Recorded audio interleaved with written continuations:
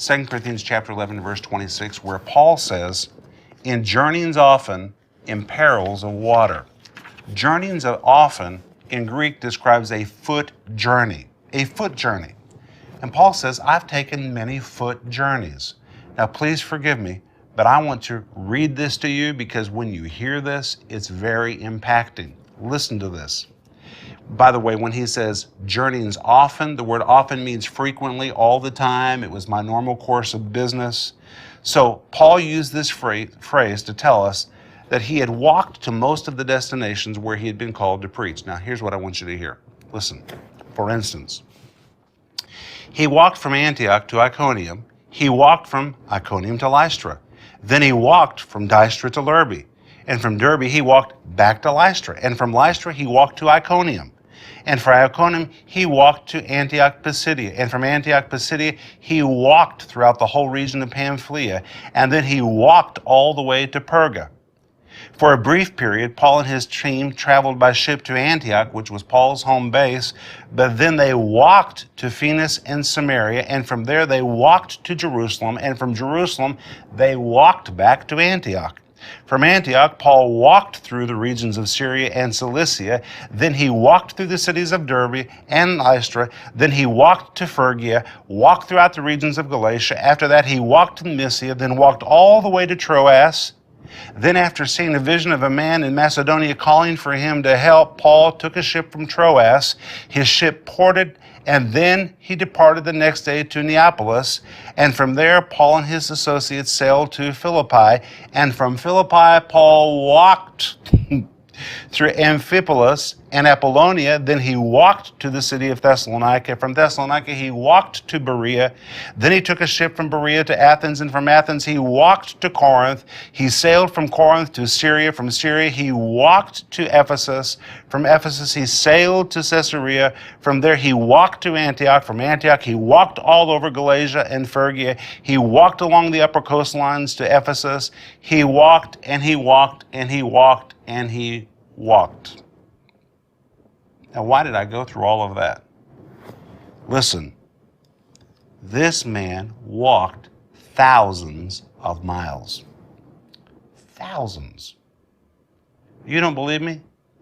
Get a world map, go to the ancient part of the world where Paul lived, add it up, and you will be stunned to see how many thousands of miles this man walked to get to places where he needed to preach the gospel. And he was walking on feet that had been beaten with rods 3 times.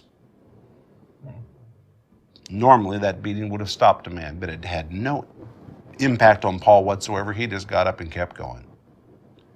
And not only has he been in walking journeyings often, but Paul says he has been in perils of waters. The word perils is the Greek word kindunos. It describes something that is very risky, something that's very dangerous, very volatile. And the word waters is the Greek word podemos. The word podemos is the word for rivers.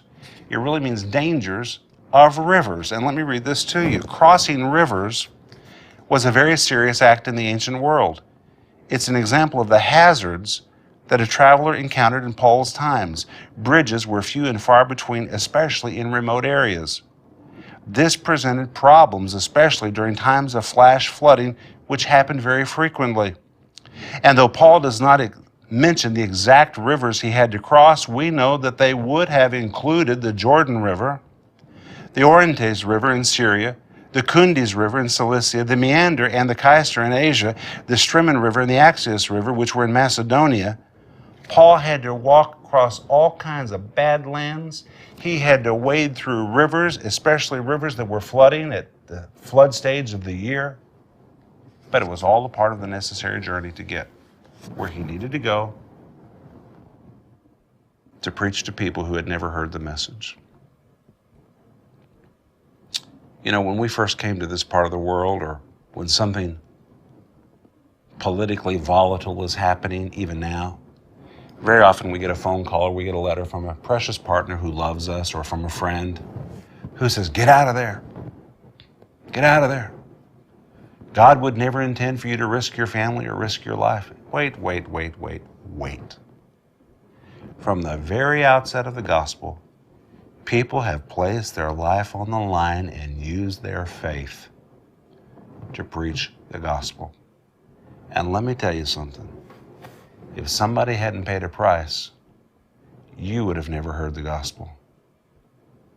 Those of you who live in the United States, it wasn't always the way that it was right now. Missionaries came. Missionaries who had to fight disease, who had to fight all kinds of wars and problems that they had no idea was ahead of them.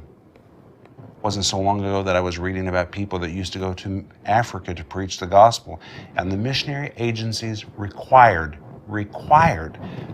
that when you went to Africa, you had to take your casket along with you, because so many people died in the preaching of the gospel, but somebody had to go. It takes faith to do that. It means you're living for something bigger than yourself. Paul got up on those broken feet and just kept walking. When he came to a river that was flooding, he didn't say, "Oh me, oh my, what am I going to do?" He jumped in that river and said, "Let's go." And by faith, he pushed through the torrents of those waves and that current until he got to the other side so he could move on to the city where he was headed. You've got to be determined to do the will of God. You've got to know you're in the will of God. And then press ahead. And I want to tell you, if this man could do what he did, I know you can do what you need to do.